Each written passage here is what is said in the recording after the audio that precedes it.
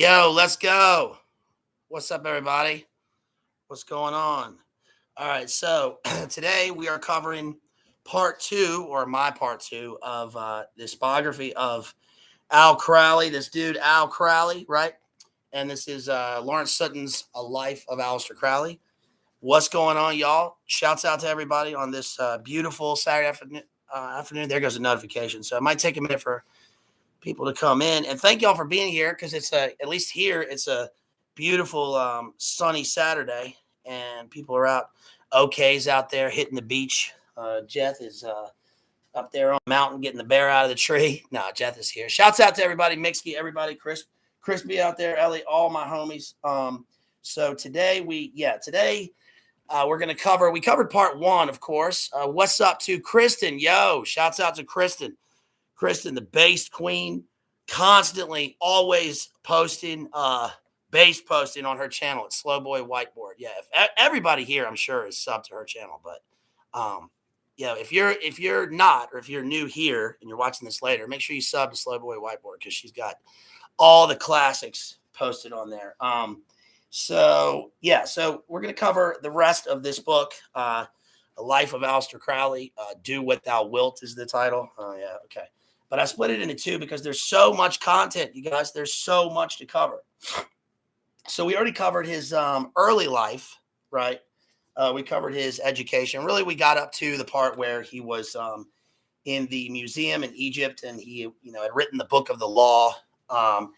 And that's basically the Book of the Law is basically like where that, the infamous saying that we always hear that, Jay-Z had on the sweatshirt and all that stuff. Do what thou wilt shall be the whole of the law, right? Which is his, it's his motto, his catchphrase for the rest of his life. He writes on everything.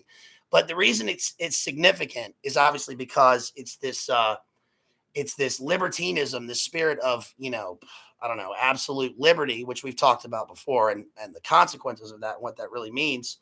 And he kind of took it from Rabelais, right? Rabelais' Gargantua, sort of in a different context, right? But what he really means is essentially, do whatever you want. Now, for a more in-depth analysis of the philosophy or the, spirit, occult spiritism of the meaning of Crowley, of course, you should go to Jay's. Jay's done a number of great streams on Al Crowley, including an interview with Spencer, the guy who wrote Secret Agent 666. Now, we're going to get into some of the espionage, and we're going to talk about Crowley's sort of what I think is his real sense, what the real sort of religion of, so-called Crowleyanity, what he called it is, which is essentially just, an OTO sort of occult Gnosticism, which is, essentially a satanic outlook on life. But really what we see in his writing and in this book sort of brings it out, is that it's really the new age religion of scientism is what I got from this text. And that's because of Crowley's constant mentions of sort of blending religion and science, which we see, of course, we've seen that in Brave New World and all these texts, revelatory texts in the globalist books. And do we not see that sort of now that, this world religion, humanism mixed with the overlord sense of corporate, scientism, and then adding a morality to it, which ends up being this sort of Crowleyanity gone wild. So, please make sure you guys help me out and smash the like, leave me a comment after we finish. And please, thank you for supporting me. Oh, also, Derek, shouts out to Derek out there who supported me. And I'm still getting to your poems. I've been reading your poems that you sent me. I think they're awesome. I think the changes you made are great. And I just haven't replied to you yet, but I'll get to that this weekend for sure. So thank you, homeboy.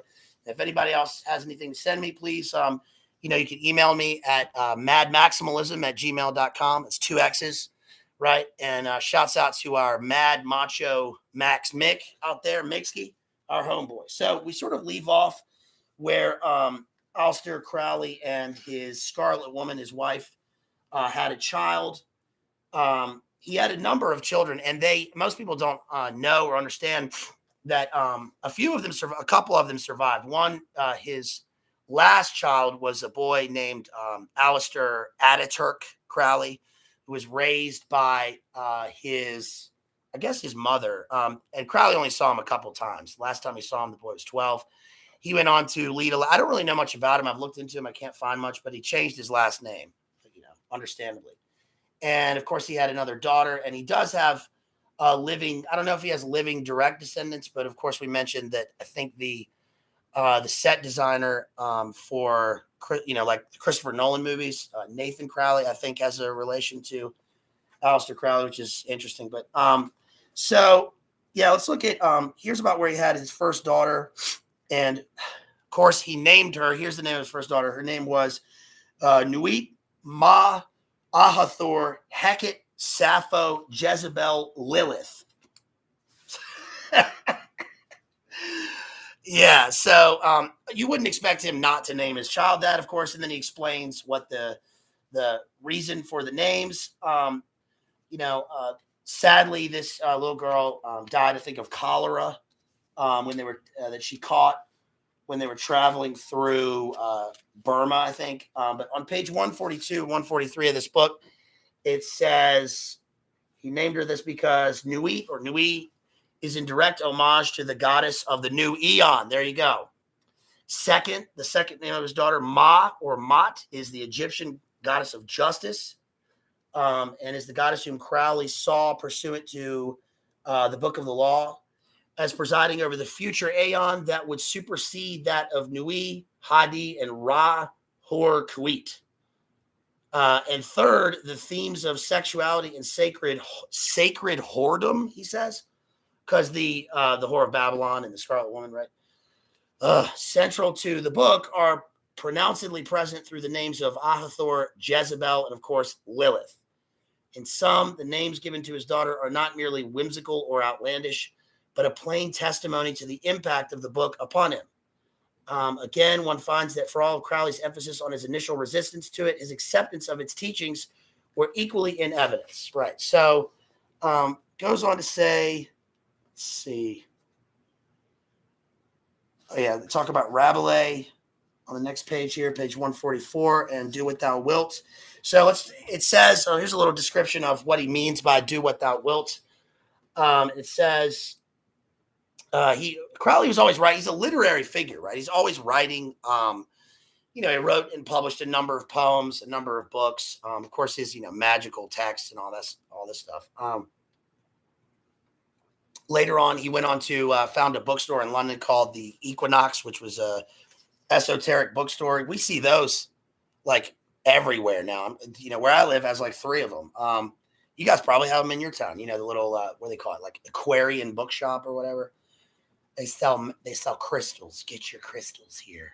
Put this crystal next to your thigh, and it'll, help your level 4 circulation or whatever. So it says, and the guy who bought the Equinox bookstore was, of course, Jimmy Page. Later, I think Page has like the largest collection of Crowley writings and all that stuff.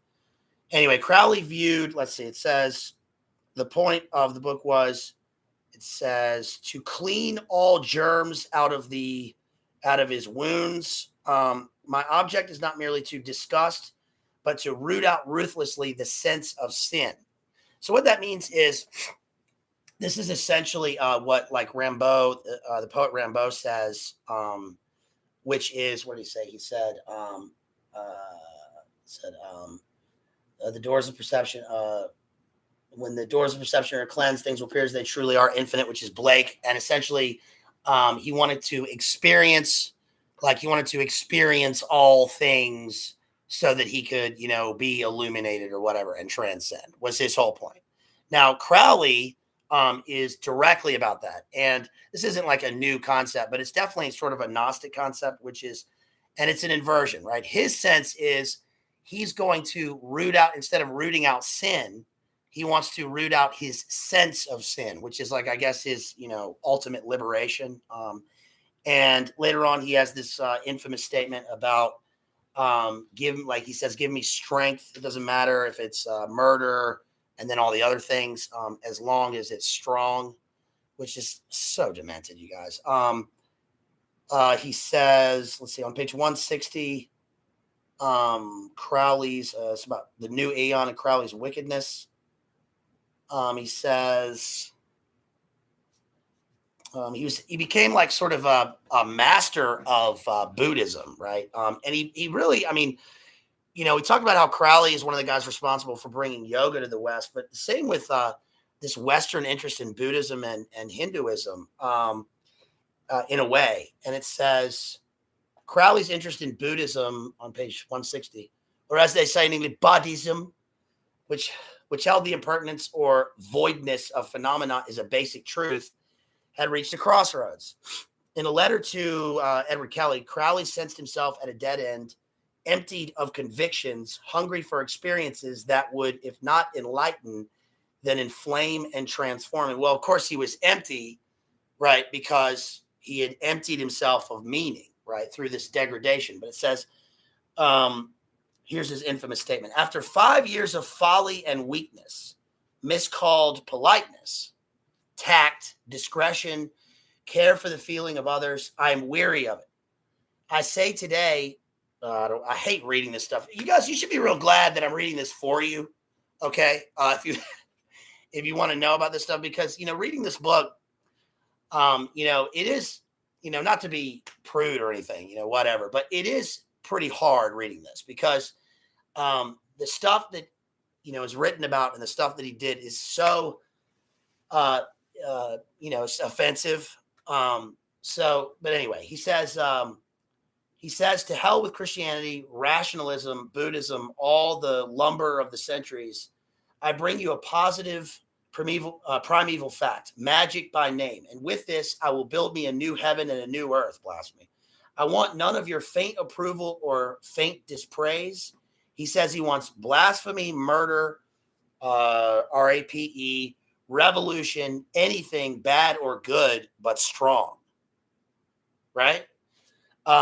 Which in a way will lead to Crowley's sort of his he didn't really, he has sort of conflicting thoughts about the later NAZISM movements later in his life that were occurring. But one of the reasons that he ends up taking a liking to it is because he sees his own influence in the proliferation of that movement in Germany, right? And one thing that we're going to be discussing here is, we're going to talk about his, a lot of the stuff that we know about Crowley, and like, there's so many things and facts and all these things that he did. And we're sort of going to try to get into those in as best a way we can in a short period of time.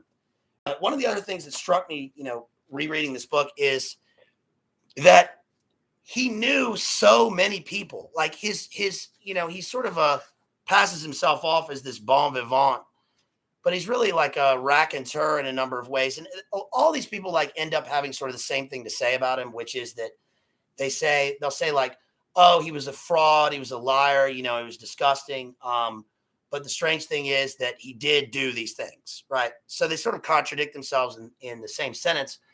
But it also kind of makes you think, okay, how reliable is the opinion? Because they knew him in the first place and for long periods of time, right? So they were willing to sort of put up with this stuff. And we're not talking like people that he met once or twice. These are people that he communicated with or had relationships with. And,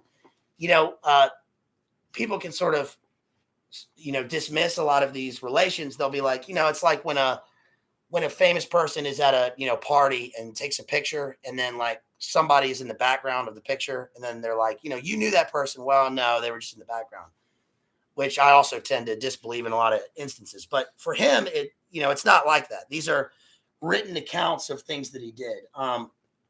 So the next big event in Crowley's life, this is like pages 162 through, I don't know, this takes up a huge portion of the book. Again, this is the book, is his mountaineering career. Now, we already talked about how he was, a mountaineer. He was really good at mountain climbing.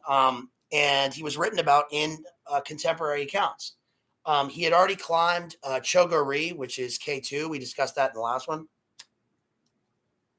But then what happens is he decides to climb the mountain Kanchenjunga.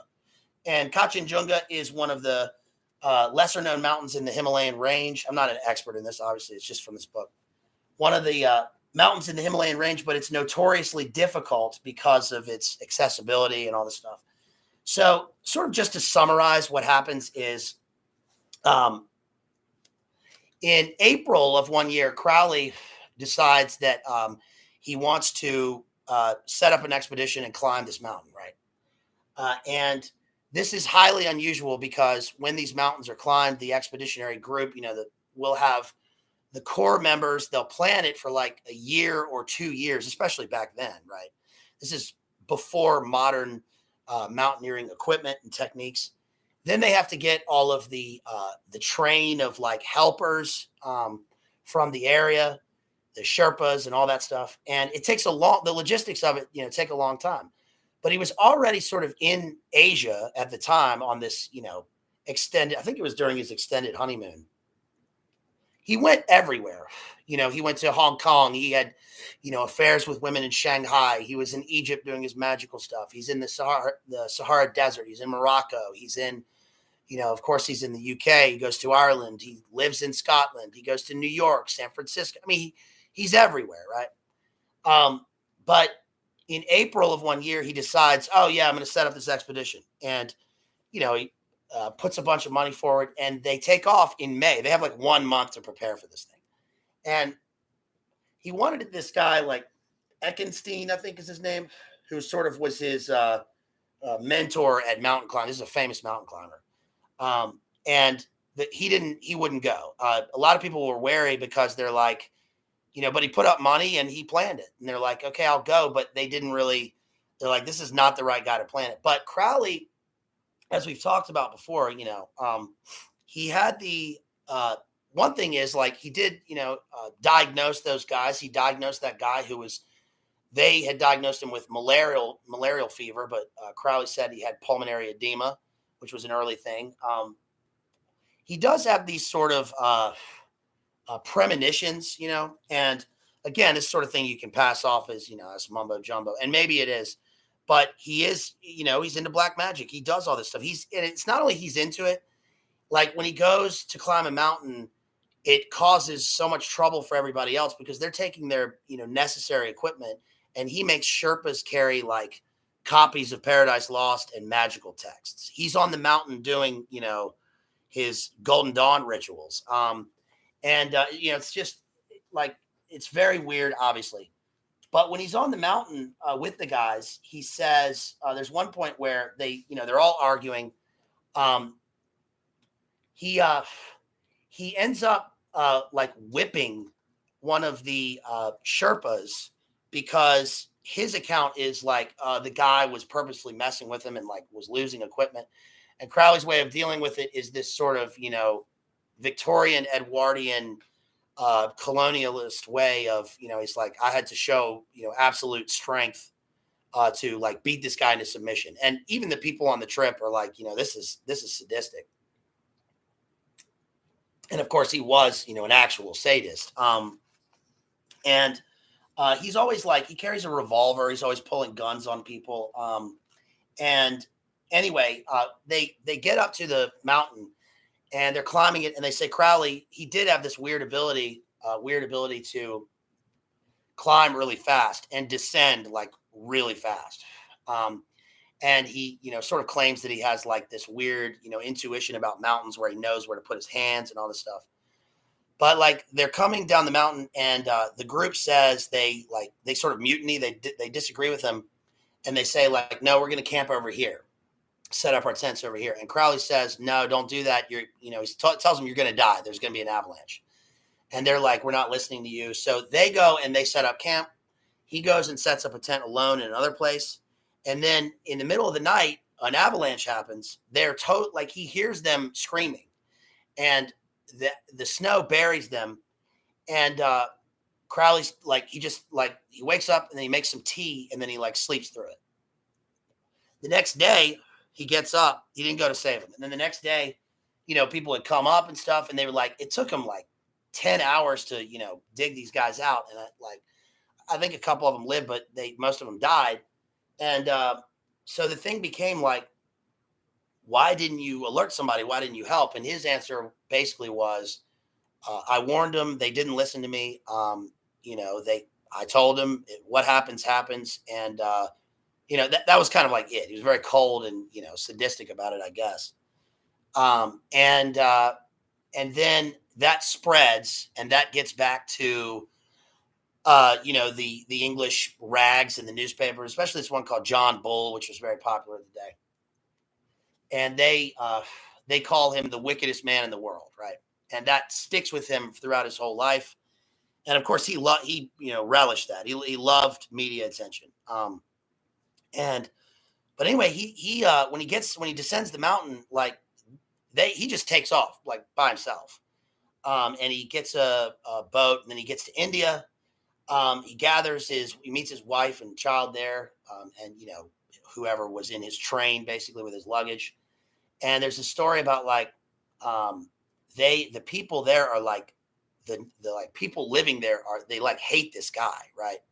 This monster, and they are like swarming like as he's getting on the boat, and he pulls out his revolver, and he says to like the head porter or whatever, if you don't load this stuff right now, he's gonna kill him. And like the porter like looked at him and looked at his eyes and was like, no, this guy he's gonna kill me. So he like threw the bags on the boat, and they took off. And of course Crowley, look at his pictures. He had those Chaz Manson eyes, right? And of course he had the all the things that he was doing behind it.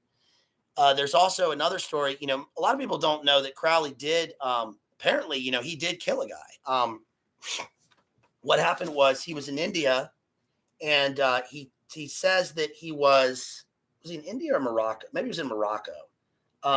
And he's like walking through the bazaar. Yeah, he must have been in Morocco. He's walking through the bazaar, and he went to this notorious bazaar, notorious for all sorts of, behavior and substances and all this stuff. And he goes there, and he's dressed like he's wearing like this gigantic ruby and a dagger. He loved like sort of costumes and all this stuff. And he liked passing himself off as sort of this, Svengali, which he, I guess was. But he's walking through the market, the bazaar, and like he said that he saw these like guys all in the same like outfits with their faces covered in like robes, and they were like following him through the bazaar. And at one point they surrounded him in the darkness of a corner, and one of them like reached for him like he was gonna be robbed or taken or something.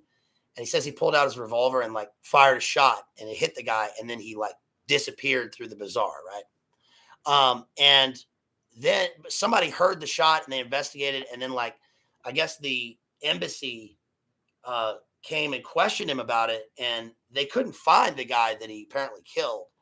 But they questioned him about it, and he basically was like, well, it was, self-defense. And they were like, right, old boy, right, well, take off now. And that sort of leads into his friendship with this guy. Let's see. Well, first with Sir Basil Little Hart, he's a famous historian, World War II historian, and then with this guy, JFC Fuller. And JFC Fuller, people talk about Crowley's associations and all this stuff, but he's one that's not mentioned as much. And this ties into his supposed, intelligence ties. And JFC Fuller was I think a colonel in the British military. He was involved in intelligence. And his quote is that this guy, like his famous quote from the time, this is like the early 20th century, was, "The tools of peace are the weapons of war." And he actually writes a few books on a military strategy and intelligence. And this guy is responsible for his theories about modern warfare were adopted by the U.S. Army. And his 9 points of warfare are still the central 9 points of warfare in the U.S. military handbook. I mean, this guy was a big deal. And he's sort of a precursor to the idea of the military industrial complex, right? This synergy between, corporations and the military. Now we see that, come out mid 20th century with fascism and all this stuff. But in terms of a long lasting effect, this is the sort of thing that we see now in everyday life, right? Fuller was also one of the only Englishmen invited to Hortler's 50th birthday party. And he had close ties with Crowley for the rest of his life. Let's see. On page 178, there's a discussion of the Knights Templar. Of course, the Knights Templar, the medieval Crusades Knights Templar was, wiped out in the 13th century or something. I think, that's where we get Friday the 13th, of course, with the burning at the stake. But the Knights Templar did last in effect in other manifestations or instances.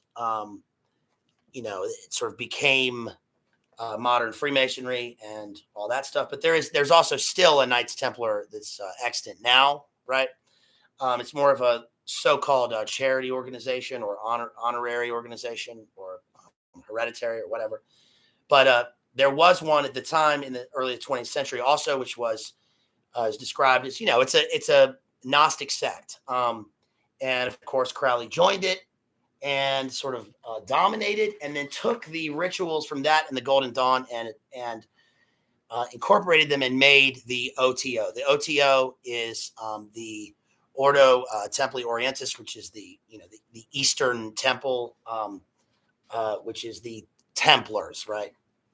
Let's see. On page 189, it says the attainment of Adonai, the holy guardian angel. He's always looking for his holy guardian angel. That's why he was doing these early rituals. He wanted to get in touch with his so-called, his idea of this Gnostic holy guardian angel, which he said would, we've done we did Dante's Inferno and Paradise Lost. And this is sort of the idea of Crowley's idea of descending into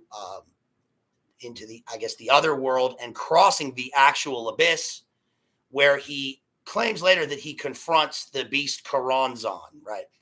But he needs the assistance of his holy guardian angel, and then he does all these rituals and searching. That's why he did the Abramelin ritual, which is one of these, rituals that he did. That one was at Balskin House, and he talks about, the ritual. What it is it's this long, Enochian magic ritual where he's essentially confronting and he's conjuring demons, and he wants to get to the source of his, holy guardian angel to give him this, magic power. But he realizes later that his actual holy guardian angel is this demon Iwa, is the one who dictated the book of the law. Oh, I just thought of something. Yeah, thanks for posting that clip, Kristen. That was awesome. And also, I realized watching that clip back that, I did misspeak.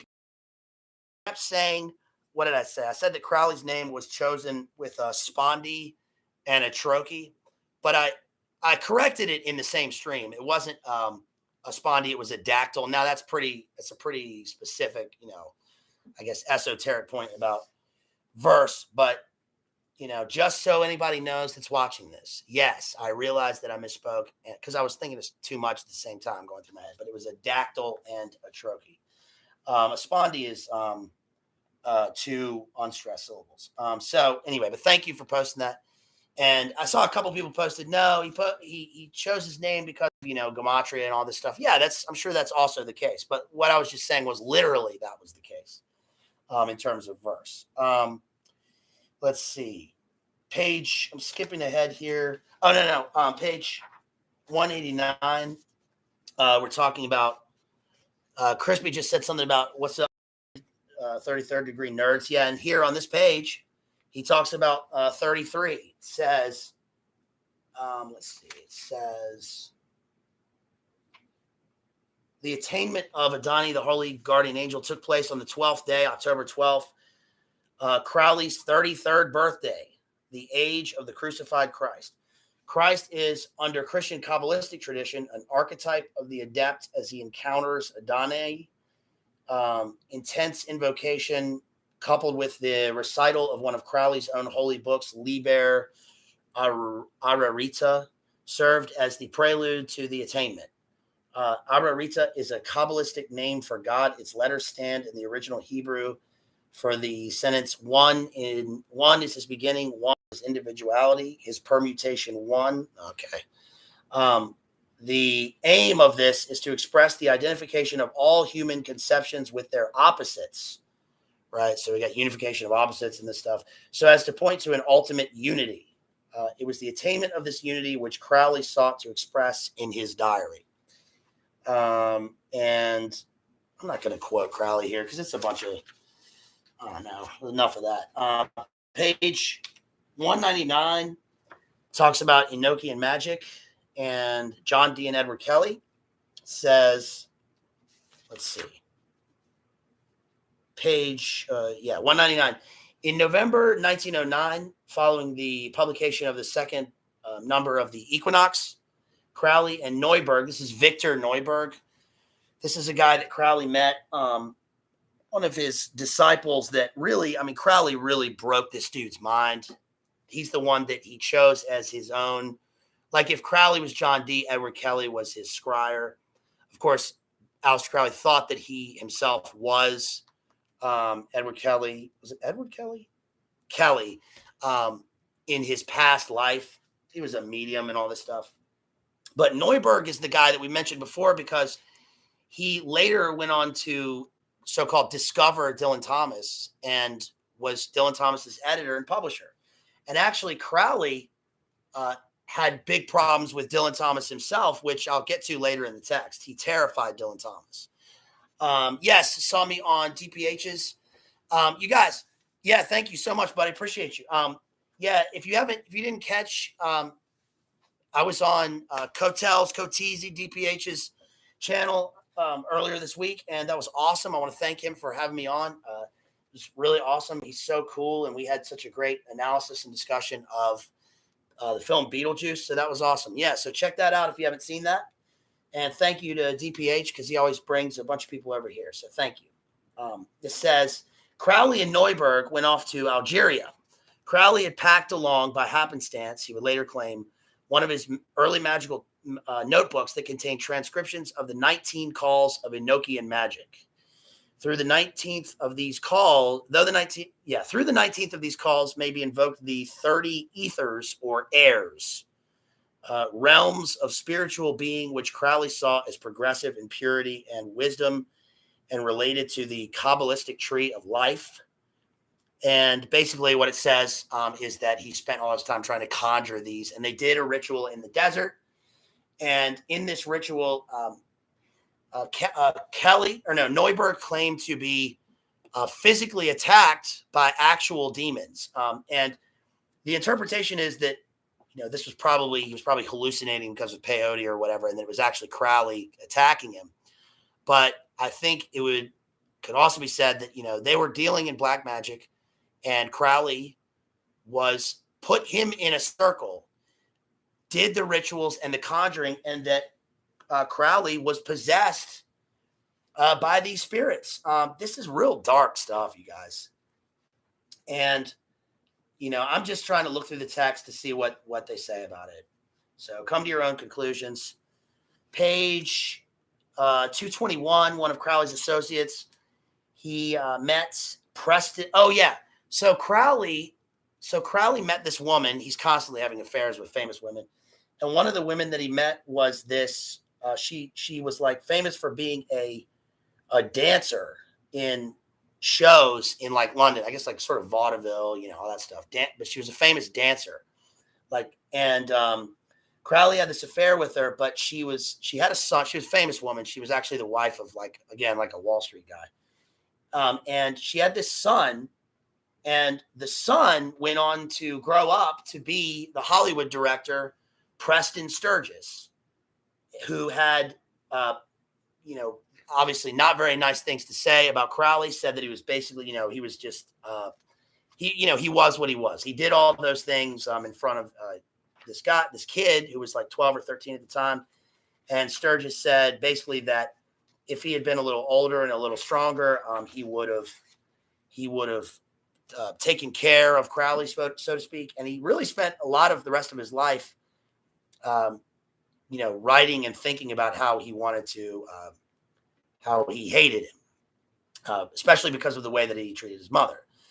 Let's see, pages 224 to 225 of this book talk about Ezra Pound and T.S. Eliot and Baudelaire. And of course, Ezra Pound himself knew Crowley, or at least knew of him. And Pound actually made sure that Crowley's poems were not published in certain publications, and that other poets, sort of minor poets, that Pound, we've talked about Ezra Pound, as a sort of a kingmaker in literature, made sure that they did not go and associate with Crowley. And let's see, on page 225, this says, let's see, the Book of Lies that he wrote says, the number 34 can refer Kabbalistically to the laughter of Pan, the god form of earthly ecstasy and delight. Of course, Pan was the name of, in our Sylvia Plath stream that we did, Pan was the name, of the demon that when Sylvia Plath and Ted Hughes were doing those rituals, that they contacted. And of course, Pan is, the mythological Pan, which is sort of another representation of, the Baphomet with the goat feet and all that, and the idea of the Bacchanal and, this sort of Crowleyan liberation that he says he wants. But it says several of the chapters in Lies were written in pedagogical style. Despite the public buckling of the AA is the magical organization that is sort of a circle within a circle that Crowley formed from the OTO, and it stands for Argentia Nostra, the Silver Star. And it says Crowley was still eager for new students. In the summer of 1912, he immersed himself in an altogether different magical organization, the OTO, Ordo Templi Orientis. Crowley, being Crowley, his governing aim was to remake the OTO in the image of Thelema. In this aim, he was assisted by an exceedingly strange, if not impossible, series of events. Let's see. Crowley, living again in London at this new address, this guy Fulham received an unexpected visit from Theodore Royce. Royce now made the startling accusation that Crowley had violated the honor of the OTO by openly publishing The Greatest Secret in the Book of Lies. Royce then pulled from Crowley's bookshelf a copy of Lies and showed the offending passage to its author, who was at once transformed. It instantly flashed upon me. The entire symbolism, not only of Freemasonry, but of many other traditions, blazed upon my spiritual vision. From that moment, the OTO assumed its proper importance. He says, I understood that I held in my hands the key to the future progress of humanity. And the secret, of course, was sex magic. Right? And we of course, even the people who are not familiar with Crowley at all or his biography will know to associate him with this sex magic, right? Which is the blending of, it's literally the blending of stuff that, substances that I won't get into. But it deals with the esoteric ideas of, positive and negative in terms of symbolism and sex, and that they can blend, and when performed like in these rituals, will end up creating what Crowley calls the moon child, right? Or the crowned and conquering child. And that is his idea of birthing this antichrist of the new aeon. And the question becomes, this all sounds like just so ridiculous and stuff, but we live in a time, right, where is it so ridiculous? I mean, is it so ridiculous that, one, that you believe that like people of importance are taking these ideas and literally doing this, if not even in a strictly esoteric or occult way, but they are doing it symbology. But they're doing it under the guise of scientism, right? I mean, look at Brave New World or any of these texts that deal with this just in another way. Yet today we're going to be covering the what's like the symbology, right, of this symbolism. The word is symbolism, right? Shouts out to Willem Dafoe. And let's see, I'm kind of skipping some stuff, but on page 308, on page 3, not to my sis out there, on page 308, Crowley, so one thing that a big part of his life is that he was looking for a place to practice his, gross occult rituals, in a sort of a cult compound, right? So he consulted the I Ching, of course, and he found Cefalù, Sicily. And this is where the Abbey of Thelema was founded. And the Abbey of Thelema, which is like now broken down and all this stuff. And remember Kenneth Anger, the filmmaker Kenneth Anger, who I think is still alive, by the way, went there like in the, 50s or something and filmed it. And they still had the paintings on the walls, but I don't know if it's still there now. I'm sure the locals don't even want to touch it at all. They're just like, this place sucks. But Crowley went there. He founded this abbey, and he had a bunch of women living there. And it was essentially, a cult compound where all they did was sex, drugs, and, weird rituals every day, all day. It was filthy. It was completely degraded. People brought their KIDS, and he believed in, basically like there was no rules, right, for anybody there. And you can imagine the sort of hellish activity that went on. But lots of like famous people at the time wrote to him, donated money, and they really wanted to go there, and they went. And there were only a couple of like men that went there, but even they got there and they were like, this place sucks, it's sick. And then they fell under a spell. It's crazy. Until finally, somebody got real sick. I think it died from drinking the blood of a goat. And then another person got sick because like they had eaten a cat or something like that. And then that got to the government, and the government at the time was, of course, run by Mussolini, who said, man, you got to go. So they had to go. They were kicked out. They were expelled from Italy, from Sicily. One thing I found, though, speaking of Crowley being everywhere all the time and knowing people, is that, the March on Rome occurred in 1922, right? And Crowley was there. I mean, he witnessed it. He writes about it. He talks about it, which is, it's not unusual, right, for him. But it's unusual in the context of like that one guy is in all these places. Another thing is that later he talks about he knew this woman who like was sort of in Hortler's, not his inner circle, obviously, but that they communicated with each other all the time. We're talking about the German Hortler, right? And she was sort of an esoteric advisor to him for a bunch of stuff. And she also knew Crowley really well. And he tried to get her to place a copy of the Book of the Law in front of that guy. And we don't know if he ever saw it or not, but it is interesting that a lot of the Tool Society and the occult ideas of that group, and especially the guys who wore the black shirts, are they're in line with each other. They're the same, right?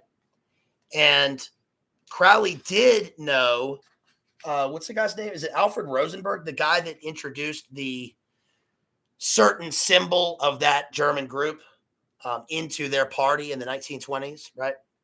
That Crowley knew that guy before that. And of course, Crowley made constant use of that same symbol. Jeff says esoteric. Ain't that Jay Dyer use that word a lot? Yes, he uses that word a lot. Yeah, and so you know who else does? Today, folks, we're going to be going over some weird stuff. It's very esoteric in the parlance of our times. Parlance, right? Page, let's see. 346 and 347, Crowley is asked to speak at he's asked to speak at Cambridge. You know what? I'm out of speaking of that specific beverage. I already drank that one. Give me a second, folks. I'm gonna reload my GMO drinks here.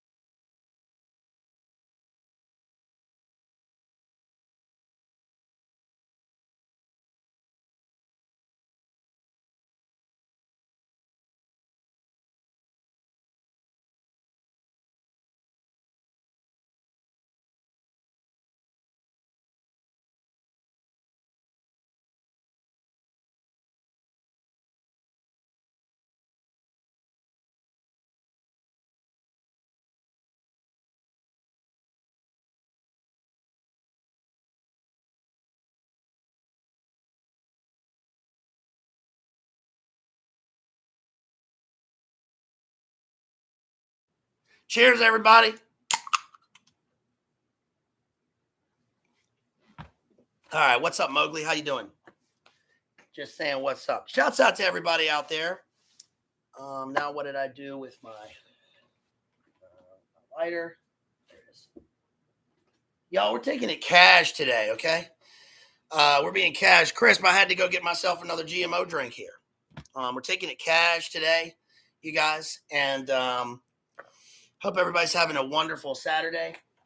Again, we are covering Aleister Crowley, the second part of this Aleister Crowley mega stream. And yeah, Leon says, I've noticed a lot of these shady weirdos like Crowley are the product of goofy Protestant cults. Yes, that's absolutely the case. Absolutely the case with Crowley. He was the product of the Plymouth Brethren. And the interesting thing is that, of course, with Crowley and Jamie, and also, Jay and Jamie, shouts out to Jamie. Go to Jamie Hanshaw's channel on YouTube. Hope everybody subs to her. Of course, everybody here probably already has, but she'll be on tonight at 9 with Kristen, and they'll be talking about the weird stuff about dinosaurs, right? And what's the deal? What is the deal with dinosaurs? Right? Why are they all plastic molds at all the museums? I'm not saying anything, folks. I'm not going to give my opinion on that, but no, for real, what's the deal with them? But yeah, Jamie has pointed out that with the Plymouth Brethren and a lot of these groups, that you can say a lot of things about Crowley, right? But one thing you can't say is that he didn't know his scripture. Now, that actually makes it worse, of course, because he constantly subverted and inverted his early life as a Christian. But the fact is that, he used the trappings and I guess the substance of what the Plymouth Brethren was, right? And he was like, the book describes him as like basically the most zealous Plymouth Brethren in a way ever, because he took all this stuff, and then his dad died when he was young, and that, we've already discussed what that sort of meant for him and what that did. And then he subverted everything, but he still used the zeal of what they were to promote his own thing, his sick inverted thing for the rest of his life.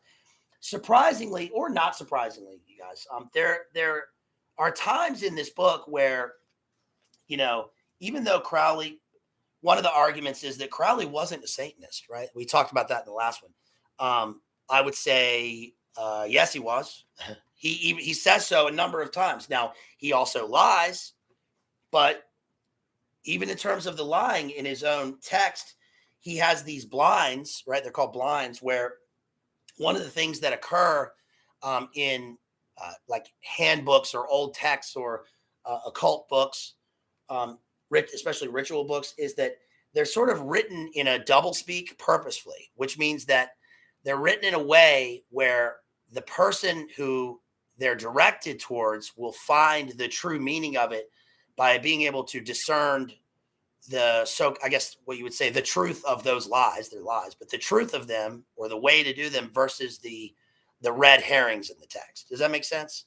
And I mean, I would say that an example of that brought into real life would again be whenever these people are, for instance, whenever they're interviewed, right, and they're asked about, what is this, and are you a member of this? And they will either say no, right?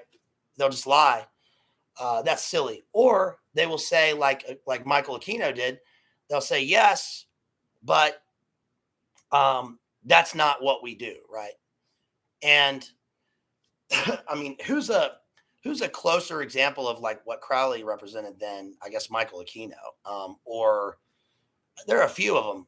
Of course, Jay has done extensive work on how Crowley also served as I'd say the analogy would be just as Ezra Pound was sort of a kingmaker in terms of literary figures, right?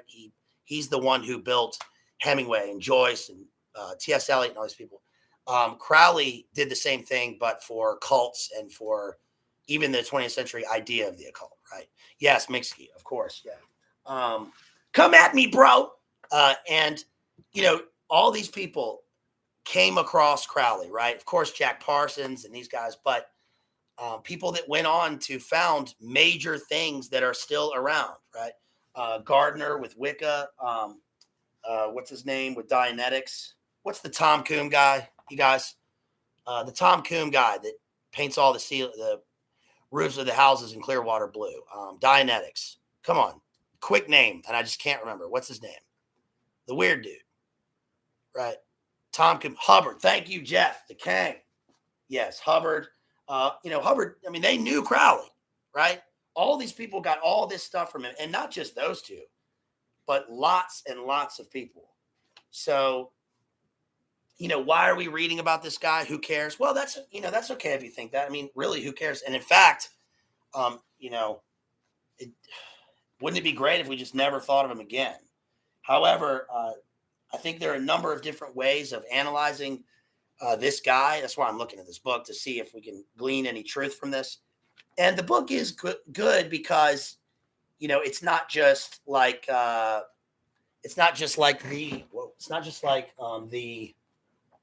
what's this book?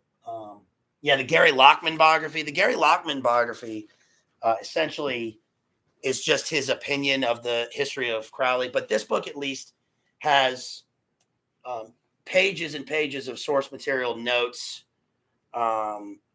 and so it's pretty well researched.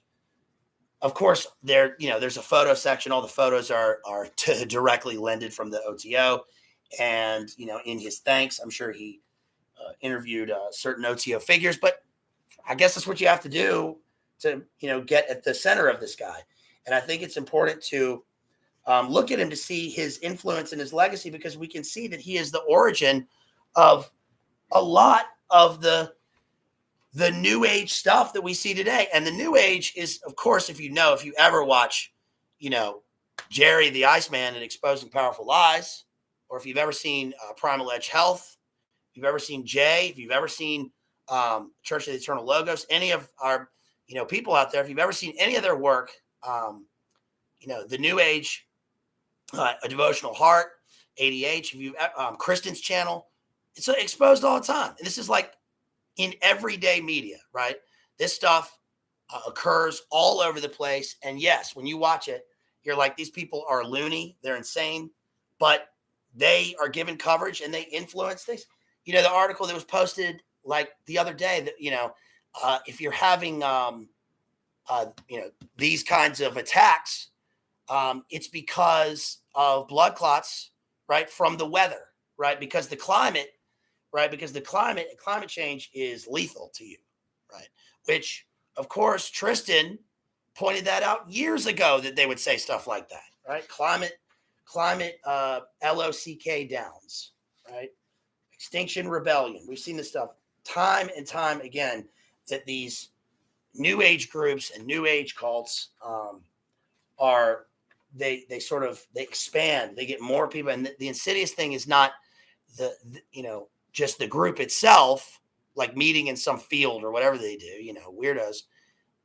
The worst part is that it seeps into the public consciousness and it becomes normal, right? Live in the pod, all that stuff. So let's skip ahead a little bit. After he's expelled from Sicily, and I don't know, somebody might say, like, why are you glossing over the Abbey of Thelema and all that stuff? It was notorious, and it was a huge sort of milepost in his life. But it's gross. I don't want to describe any of the rituals that went on there. You can easily find the literature about those things, but if you can imagine a gross secret cult, actually literally, wearing robes and sacrificing things and people, that's what was going on. And we'll get to a couple of Crowley's infamous quotes that deal with that in a little bit. I was surprised on page 354 that Crowley goes to Portugal, and remember, this is a literary stream, y'all. So it was surprising to learn that on page 354 it says he met a guy who was involved with the Mandrake Press, Crowley's press, Mandragora. This was Fernando Pessoa, who since his death at age 47 in 1935 has emerged as an acclaimed figure in the modernist movement. The Nobel laureate Octavio Paz was among Pessoa's prominent admirers. So, I mean, Fernando Pessoa is a well-known published poet. And of course, Crowley had an association with him. Not only that, but he translated Crowley's Hymn to Pan into Portuguese, and it was published in 1931. Says, let's see. Crowley goes on to Paris and Montmartre, where he meets a bunch of later famous artists and painters. Crowley himself, of course, was a painter. He painted all that, demonic stuff. And I think he, of course, didn't really fit in, but I'm sure he was going to parties with them. And these people loved his rituals and all this stuff. Okay, so page 355, of course, it says back in Germany. So he went to Germany, and then he lived in Berlin for a while, right? And it says, back in Germany, Crowley tried to keep up ties with members of the British literati who were tasting life in Berlin. In October 1930, he dined with his old friend J.W.N. Sullivan, who brought along, guess whom? Guess who he brought, guys? Aldous Huxley, to meet the beast. Crowley wrote, Huxley improves on acquaintance in his diary.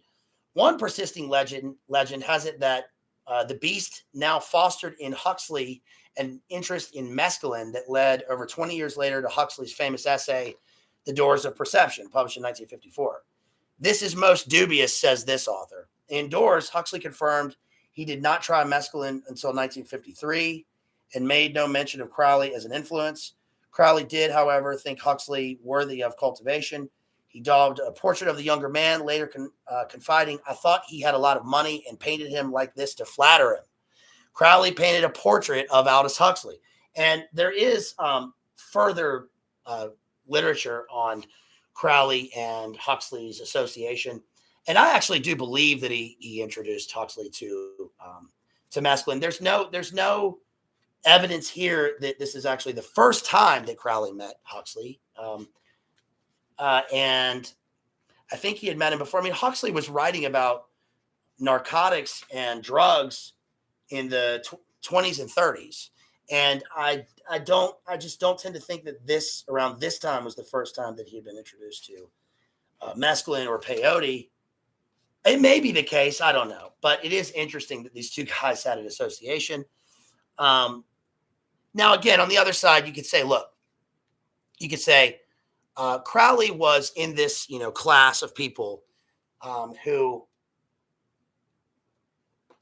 especially when you're thinking of the Anglo-American establishment and the elite at the time, it's not unusual to be worldwide, right? It's not unusual to go to the far reaches of the empire or wherever and meet with the old boy network.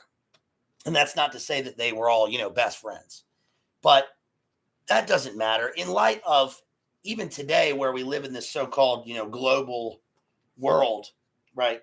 Some people have a wide range, or they can cast a wide net.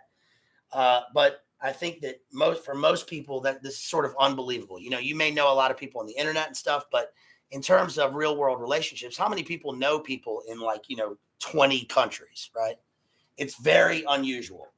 And let's see, page 360 and 361, Crowley hangs out and meets and hangs out with Christopher Isherwood. If you don't know Christopher Isherwood, another literary figure, Christopher Isherwood wrote not the Berlin Diaries. He wrote what's the name of that short story book?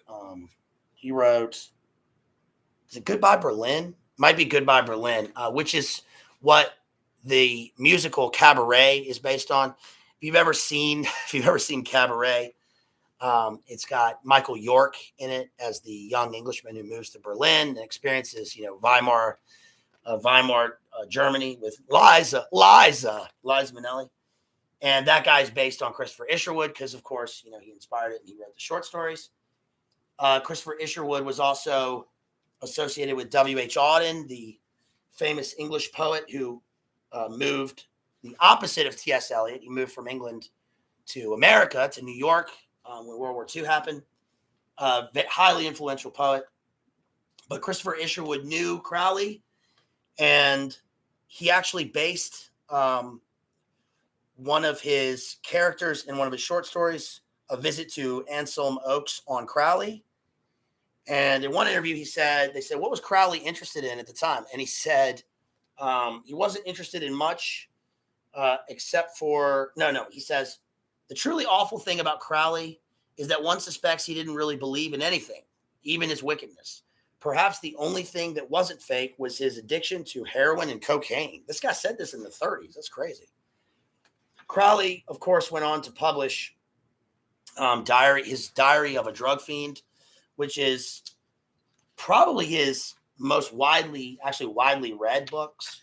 It's actually not a bad book in terms of its construction and its pacing and its as a story. But he also dictated the book, which was unusual. He actually wrote all of his other books. He dictated that, and he did it so that he could make a quick buck. Because at the time, I think the Harrison Act was coming into being, which was banning, was it the Harrison Act? Which was banning, narcotics in America. And I also learned that the Harrison Act used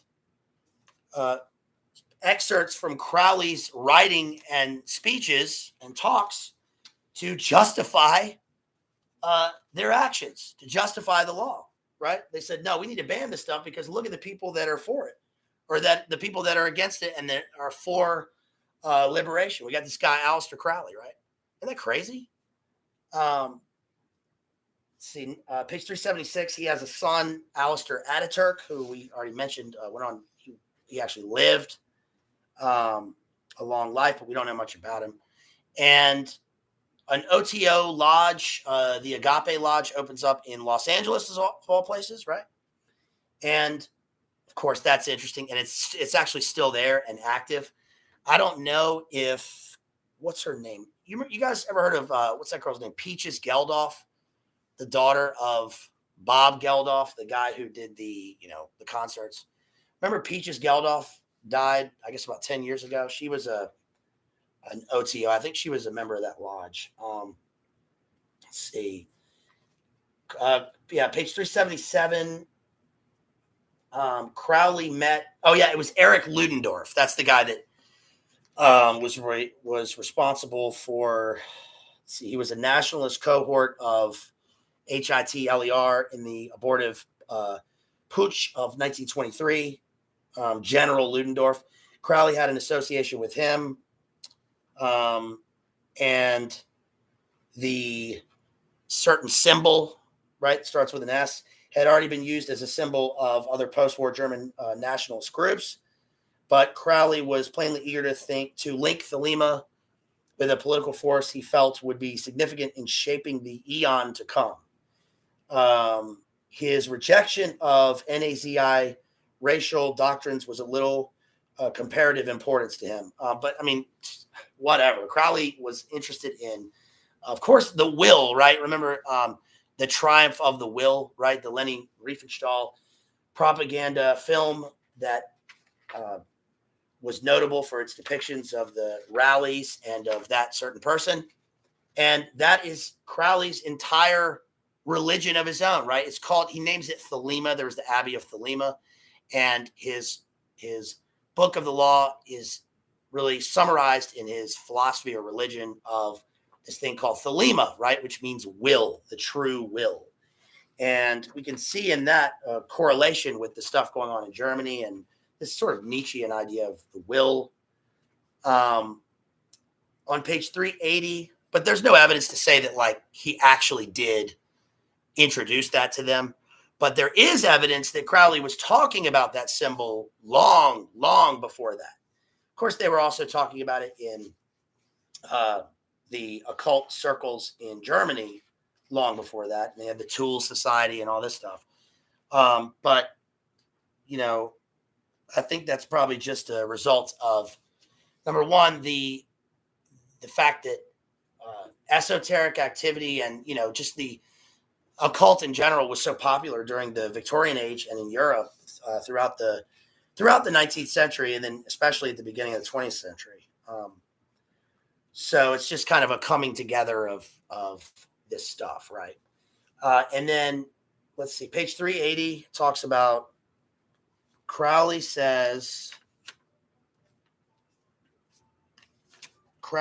also sought in the same period to influence the British government. So we're getting into the espionage now. In October 1936, he drafted propositions for His Majesty's government, which he sent to Alfred Duff Cooper, the British Secretary of War. Crowley focused on the controversial issue of British military recruitment in the face of the German buildup. He argued that universal compulsory service for both sexes would create the disciplined force necessary for the impending crisis. However, to preserve the, quote, noble principles of liberty on which the greatness of our country has been founded, and which may indeed be said to be dearer to us each one than life itself, the British public would have to be persuaded to accept this measure by science, as reflected in the Book of the Law. He said, the law of Thelema is an altogether new instrument of government, infinitely elastic, in the proper hands from the very fact of its scientific rigidity. I offer this law to His Most Gracious Majesty in my duty as a loyal and devoted subject, and I suggest it be adopted secretly by His Majesty's government so that it may be supported by the appropriate services in my efforts to establish the law as the basis of conduct to the better security and more acceptable, hence more natural government of the Commonwealth. In other words, Crowley wrote to this guy, he wrote a strongly worded letter, right, to the government and said, yo, man, you need to accept my new religion of Thelema. Ridiculous. But is it ridiculous, right? He knew all these people.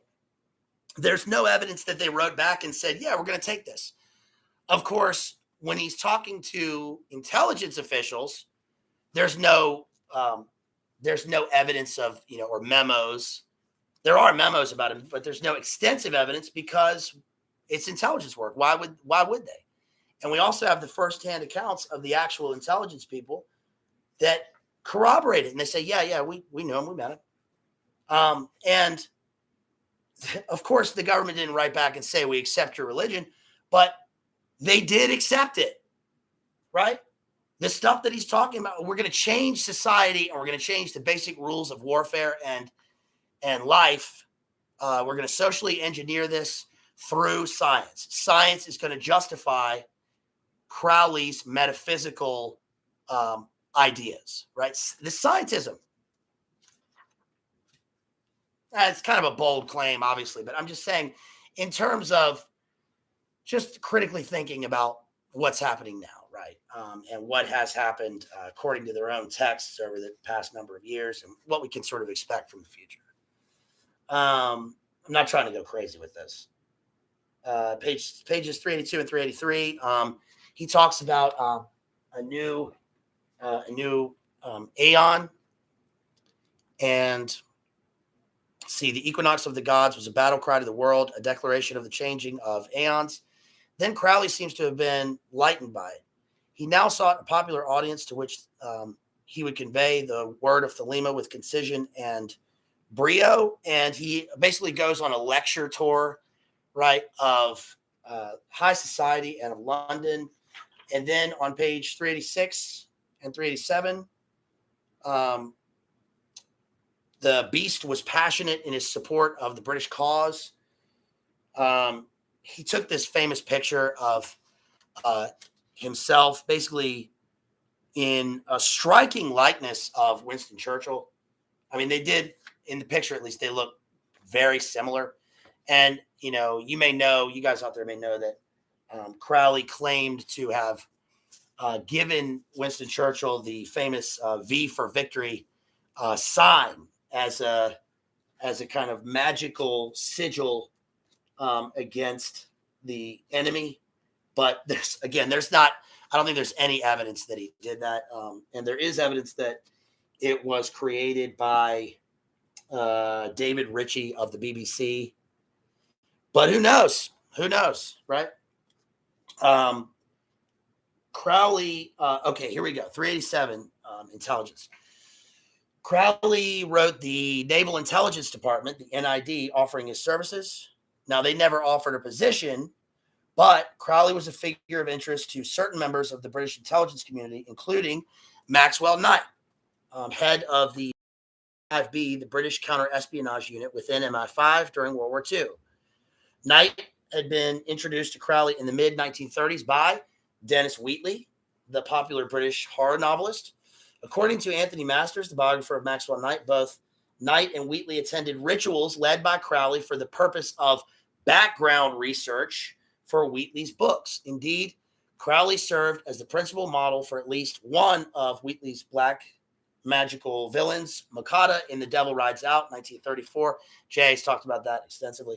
Knight's nephew, Harry Smith, stated that the two men had jointly applied to Crowley as novices, and he accepted them as pupils. But my uncle stressed that his interest, and also Wheatley's, was purely academic, right? Come on. Knight and Wheatley were apparently not the only members of British intelligence to study with Crowley. One scholar has noted the soirees held by Mr. Aleister Crowley. MI5 agents who attended these festivities disguised as witches and wizards wrote long memoranda about the corruption of goat's blood. Just where Crowley could have obtained goat's blood in London is not specified, nor are the alleged memoranda quoted. Okay. So that blatantly states, right, the intersection of intelligence and occult ceremonial magic. We knew that already, but I'm just saying it's actually in the text here, stated in a sort of commonplace way. Of course, it's also put off as, no, this was research, right? It says,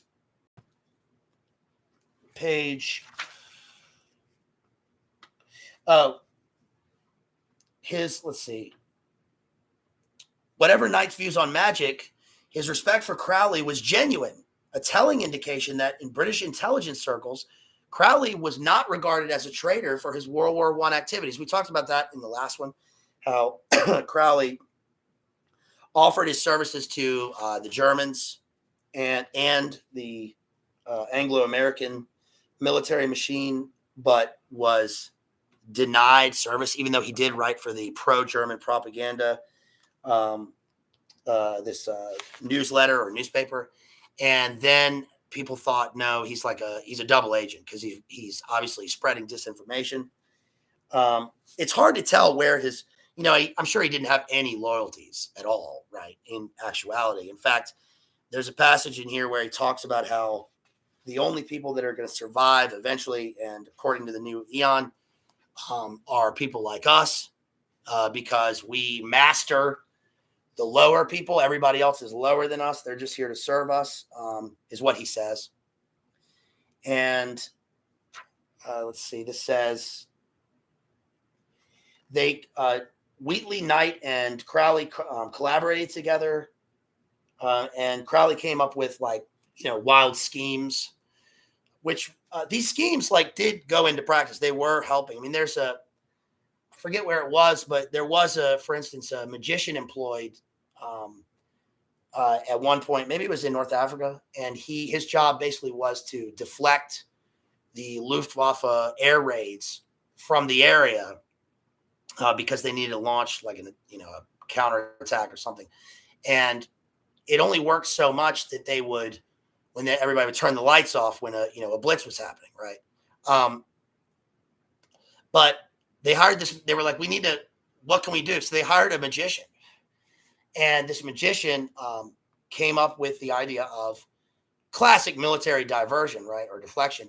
But what he did was he brought in a bunch of mirrors, 10 miles down the coast. Maybe I'm probably not telling this right. And when they knew the Luftwaffe was on the way, they turned on some lights. The mirrors made it look like the city was alive. Luftwaffe bombed the wrong place, and they survived and launched whatever. But the point is, they used an entertainer, a magician, for a major operation. So it's not unusual that they would use somebody like Crowley, who again had a wide circle of acquaintances. He had access to all these people and places.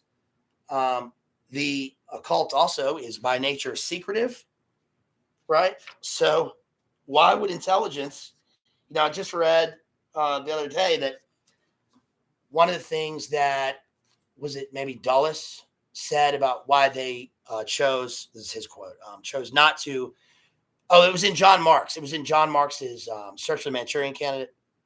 It was saying that they ultimately decided against further, research into the idea of the Manchurian Candidate because they didn't need to program somebody to be able to hold secrets, right, and to pass state secrets to one another. They didn't need to use an alter in somebody's personality, because this is what they said, because they already had a associated group that had secrecy naturally built into their own power structure, which was, of course, the mafia. And I don't think that that's an either or. I think it's, it's both. But again, it's just another example of the fact that the common conception of military and intelligence is one where, we only hear the bad things from about those people. We never hear all the good they do, right? They're out there saving us. They're saving the world. Okay. Right. You don't think that a lot of the problems that are created that they save us from were created by they themselves, right? Anyway, whatever. It says, let's see. Oh, where's the part about Hess? Let's see. Hess. Okay, let me summarize. Basically, what it said was when they were trying to get to Hess, who was the Hortler's deputy, right? They were like, what do we know about this guy? Well, he's into the occult, and he really was into the occult, right? And so they were like, how can we get to him? Well, they were like, we know the guy, and they were going to use Crowley, right, to contact this guy. But before he could do that, Hess made his flight to Scotland, his mysterious flight to Scotland, and he crashed. And the book says they seriously considered, and actually shouts out to Jay again, who's even his, his grad work and even his Twitter handle is J007. It was Ian Fleming who proposed the idea of using Crowley to interrogate Hess, right? And they also considered that their communication with one another needed to be encrypted, and the best method of encryption was John Dee's code, the Enochian magic text, right? Which John Dee had, done these rituals with Kelly, and he wrote down this this Enochian language that he learned from, a demon, right? But Crowley knew Enochian. He wrote in it. He he knew this language. And they were like, let's use this guy. And then the book says they decided against it because, of course, Crowley was, they were like, I don't know if we can trust this guy. But I don't know if there's evidence that they didn't use him, right? Crowley had a house right there, right? He was doing rituals. I mean, one of the things proposed, I don't know who proposed this, but it was, first of all, what was Hess doing? Why did he fly to Scotland? What was he, the story is, of course, that he was going to offer this sort of side peace treaty or whatever. But why did he do that? Why did he fly? Why did he crash in Scotland? And, of course, I've heard it proposed that, no, he was flying to Boleskine House. I don't know. Maybe he was. But the fact remains that that they proposed, it was Ian Fleming who proposed using him. And Ian Fleming even admittedly later based his first villain, Le Chiffre, right? In Casino Royale, Le Chiffre is based on Aleister Crowley. Says, and of course, M in Bond is based on Maxwell Knight, the real life Maxwell Knight. Let's see, this says,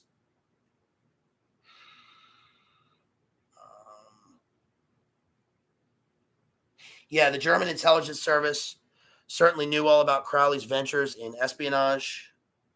Crowley lived in Berlin with another note. He lived in Berlin, by the way. There's a book about the Beast in Berlin. He lived in Berlin with the notorious spy Gerald Hamilton. Crowley was spying on Hamilton for MI5, and Hamilton was almost certainly spying on Crowley for the Germans. That's it right there. That's vindication, right? There's another section where Crowley was being hunted by, yes, Rudolph Hess. Crowley was being sort of hunted and harassed by the British colonel who was in charge of Special Branch at Scotland Yard at the time, because one of the women that he had an affair with, I think, had gone to Special Branch and was like, you need to look into this guy. And the guy wrote Crowley a letter, a strongly worded letter, and said, you need to back off all the weird activities you're doing in Europe because things are going to go very badly for you. And Crowley essentially read it to a group of people and was like, this guy's a lunatic. He just ignored him. But that guy did know Crowley, and it was in a memo later on that he told his assistant, he gave him money, and he said, go over to Europe and pay these people. And the guy said, who's it for? And one of the people was Aleister Crowley. So Crowley did receive, at least we know, documented, at least one payment from Special Branch for information. Okay, I'm going to move on here. Page 394. Crowley had read T.S. Eliot's Wasteland, which we've analyzed. He was not a fan of it. He initially read it because one of the 5 sections of the Wasteland, of course, is called The Hanged Man, which comes from the tarot deck. And Crowley tried to communicate with T.S. Eliot. I think T.S. Eliot, at the behest of Ezra Pound, avoided him.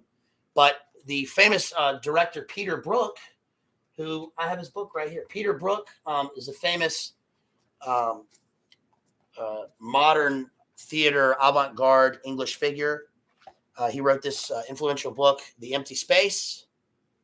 And Peter Brook was, of course, a fan of Crowley, wrote to him, got him to help him edit one of his plays. And let's see, it says,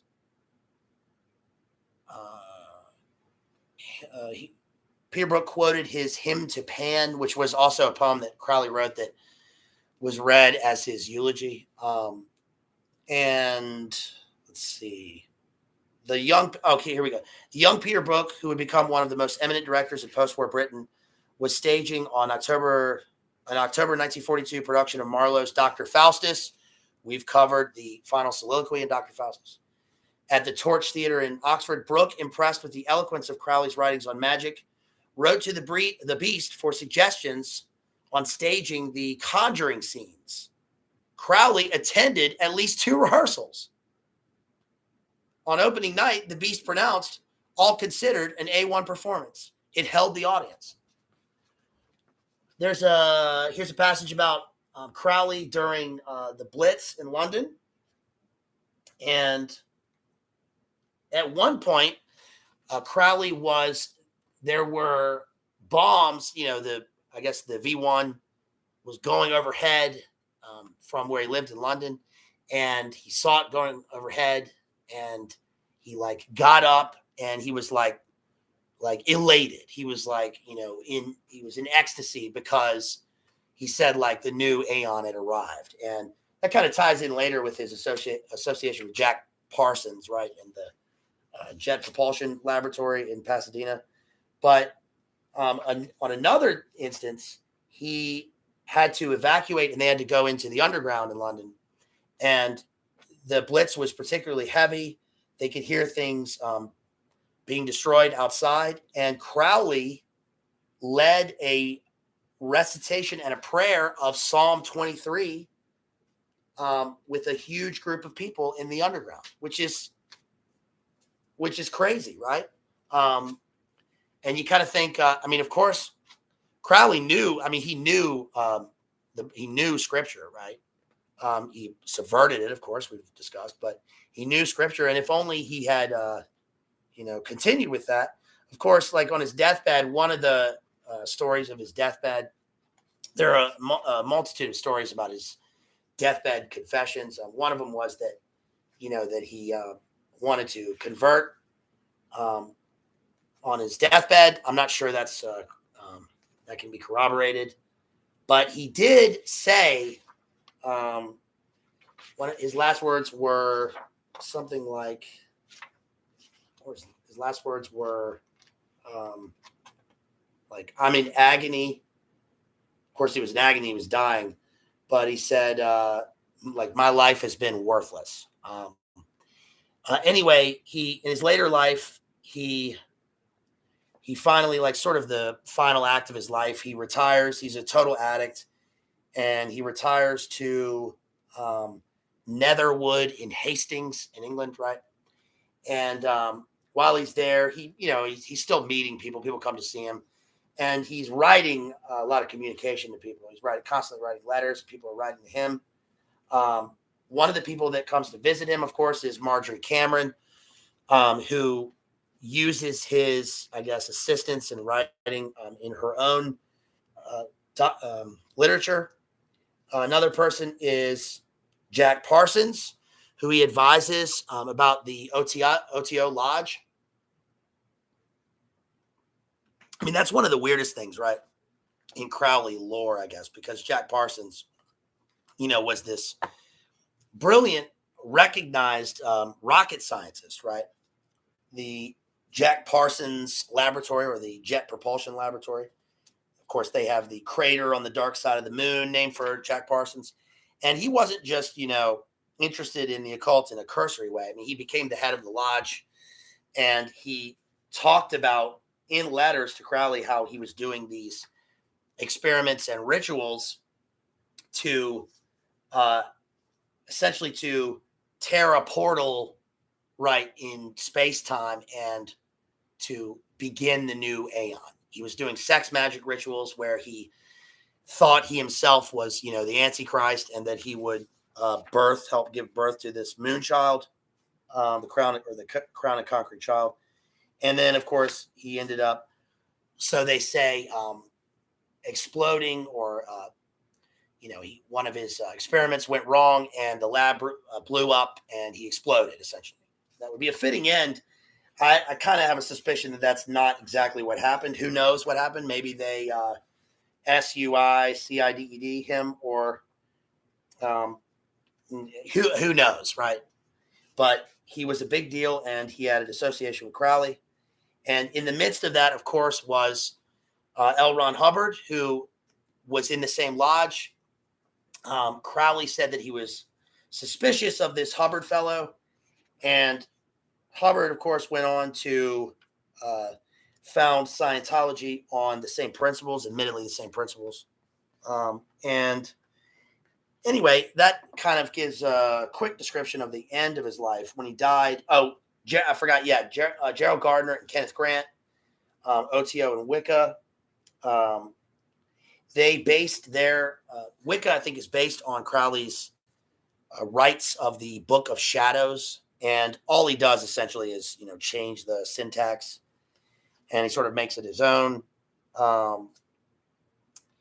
And yeah, I guess that's about it. He dies in 1947, and when he dies, someone reads his hymn to Pan, and he talks about he's going to be a wanderer of the wastes, and he wanted a Gnostic mass done at his death. Oh yeah, final words. I'm perplexed, he says, and also another person says his final words were, "Sometimes I hate myself." I bet, buddy. Right? I bet. So that is about it. That's the end of this book that we've just done. The biography of Aleister Crowley by Lawrence Sutin. Do what thou wilt. Of course, the name of the stream is. I hate kind of naming the streams like these. I hate like using these words, especially putting them out there. But thought it was appropriate for him because is the Therion, which of course means like the will. He's like the guy with the will, and he thought of himself as the beast, right? The beast 666. He's not the beast. He certainly was the beast in a way. There were, of course, a number of beasts in the 20th century. The blonde beast, Hydric. There were a number of people in that, all the conflagration that occurred who were given the moniker Beast. And, we talked about how his own mother gave him that when he was a baby, which is sad, right? A lot of people, they always posit these, ridiculous hypothetical questions. Would you go back, if you go back in time, what would you do about this specific historical figure? And people never say, people always give the easy, I'd go back and I'd, rid that person when they were young. It's like, okay, well, it's a weird hypothetical, but also why not go back and, show them love, or like raise them normally or do something else, right? Imagine if, it's a stupid conversation in the first place, but, a number of things happened, I guess, in his life that drove him to that. But in the end, that doesn't matter. He had a free will, and he chose to do all these things. And I didn't really cover any of the really nasty things that he said. Especially there are a couple of things that he said in his book about how to perform the perfect, ritual and what it required, right? The sacrifices that it required. And, you may know what I'm referring to. I don't really want to say it here because it's too much. But the book attempts to dismiss that sort of or justify it and say, no, he was speaking metaphorically. And it's like, well, why would you think he's speaking metaphorically, right? He's giving specific instructions for his own rituals. He had this reputation. He fostered the reputation. And someone later described the fact that, and he himself admitted that he had killed, I think, over 600, and I'm not going to say who, okay? But that's who this guy was. Now, of course, we don't have evidence, right? So it's alleged, but the fact remains that, everything about his life sort of points in that direction. And, he's not this like this cool anti-establishment dude. He's not, oh man, he's so radical, right? Well, he was a rebel in the sense that, he rebelled against everything and everyone. Of course, it's fine to rebel against, a lot of things in life. But, he was a rebel against God, statedly so, right? And the fact that he influenced so many people and so much of culture. And, turn on like Netflix or anything now, right? And his influence runs rampant. Like, the the redux of Sabrina, right, with the Baphomet, the rituals, the Lucifer show, right, the named Crowley figures, the Strange Angel, right, which is about Jack Parsons and him. Now, of course, you may ask, like, well, you're covering him right now. Well, yeah, we're covering him, but hopefully you can see that I'm not covering him, fawning over this, this pervert. I just wanted to cover him because he plays such a huge role, and he's everywhere. He always pops up when we're reading about intelligence, geopolitics, culture, social engineering, the New Age, all this stuff. So why not go back to the text and look at some of the source material and the things that are said about him, right? So, yeah, it's unfortunate that rock music and actors continue to promote it. Yes, of course. Now, he is promoted, right? He is promoted all the time. Now, people always point out, like, sort of, I don't know about fringe, but, minor characters are promoted. They'll be like, oh, yeah, the rapper Absol. And it's like, yeah, okay, I get it. Jay-Z wore the shirt, yeah, that's true. And he's a major figure. But I think it's much more deeply ingrained than that, right? Of course, Led Zeppelin, and he's on the cover of, did I freeze? Am I still going, you guys? I'm good here, looks like. Can you still see me? Am I good? Still, volume good, audio good. I should be good. Oh, okay. Thanks, Ellie. Yeah, he's on the cover of Sgt. Pepper, with that group of people. And again, it's like, okay, he's on the cover of a the most influential single album of all time, right? He's also, there's also a whole bunch of other people on it. The Beatles didn't decide the artwork for it, right? It was done by, what's his name? Epstein, the manager, and the other guy. But the other guy was also, I forget the name of the guy who did the artwork for Sgt. Pepper, but that guy was tied to MI5, right? And Tavistock. So it just occurs over and over again, right? So you guys, thank you for being here on this wonderful, beautiful Saturday. Hopefully it's beautiful where you are, Crispy, I hope it's beautiful over there in the old country, right? Of course, it's getting into July here, the hot season, right? So Crispy, stay safe out there. What else? Anything else, you guys? Please make sure you, smash that like, share the stream. Let's continue to get these subs up. Trying to get to 1,000 here. Thank you to everybody who's new here. I saw our homeboy Doorman 360 just joined us. Thank you so much to you, homie. Can I sing Hunger Strike? I don't mind stealing bread from the mouths of decadence. I didn't know until I was much older that, like, he says from the mouths of decadence, right? Oh, Goose says, by the way, I love that song.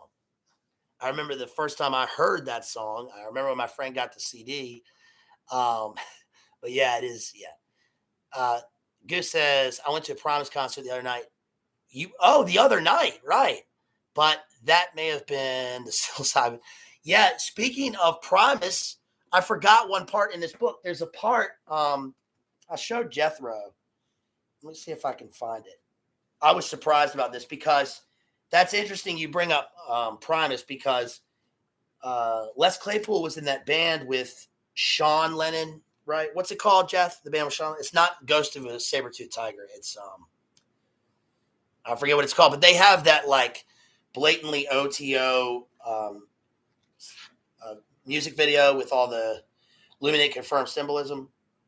And there's a part in here where Crowley has one of his disciples is this guy. I think what's his name? Roger Mudd? Something Mudd. And Crowley, the guy says, like, I forget what the substance of the conversation in the letter is, but it's essentially after Crowley has, like, broken the guy. And the guy says, quote, "My name is Mudd." Right now, probably just, incidental, but it is bizarre because it's given a huge place in the text, right? My name is Mud. Jerry was a race car driver. Sailing the Seas of Cheese, you guys? What's that, like 92? Okay. So, yeah, From the Mouths of Decadence. Yeah, and Chris Cornell. I don't know.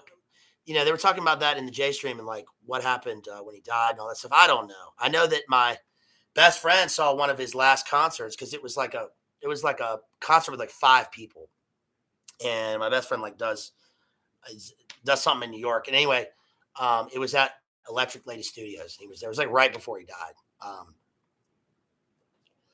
Soundgarden. I like Soundgarden, but I don't know. I feel like I always wanted to like Soundgarden more than I actually liked Soundgarden, if that makes sense. I loved Pearl Jam for the first and second album. I guess probably most people. That's the way most people are. And what else was I going to say? I was going to bring up something else. Yeah, Pearl Jam for sure. For sure. Shouts out to the Real Cooter Brown. Love you, homeboy.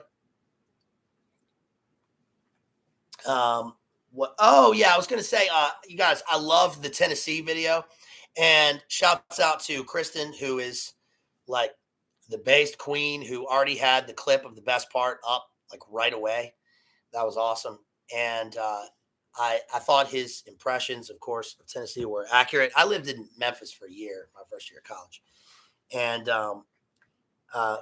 he talked about East Tennessee versus West Tennessee. Of course, a lot of West Tennessee and Memphis, North Mississippi.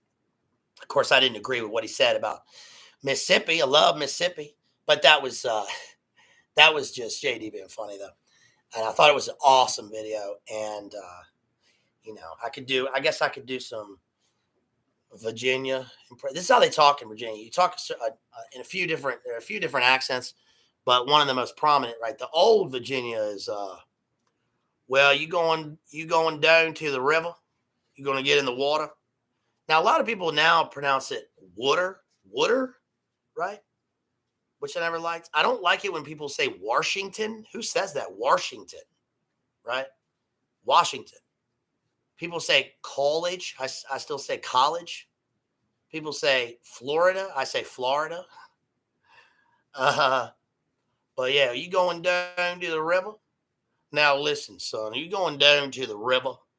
Words that end in ER are pronounced AH in Virginia. And people abroad, people in other countries, Virginia is not West Virginia, you guys. Different countries, right? They also, by the way, like in the UK, sometimes they'll say like, oh, are you from Carolina? Right? Yeah, there's a North Carolina and there's a South Carolina. They also say Maryland. Are you going to Maryland? Maryland, right? I'm going to Maryland. Anyway, that's about all I got, you guys. Thank you so much for being here. Did I get any little super chats here? I don't think I did. That's okay. It's a Saturday. It's a slow, lazy Saturday. So, yeah, if you want to, and if you got time later, please look at those super chat options, right? Venmo, PayPal, Cash App. Donate to your boy. And thank you to all the people that have supported me. Thank you, of course, to the leader and the alpha queen super chatter of all time, my own sister, who I love so much. Thank you so much. And thank you to Derek and everybody else. And Derek, again, I'm going to get to you. If you're watching this, I'm going to get to you this weekend with your work that you emailed me. Thank you. Shouts out to everybody who is probably coming back from Montanica and was hanging out with Father Deacon and DPH. I bet that was awesome. I bet that was so much fun and really cool. And shouts out to all our homies out there. And I hope you guys have a wonderful and blessed and happy Saturday and whole weekend. So thank y'all. Peace. I love you. Peace.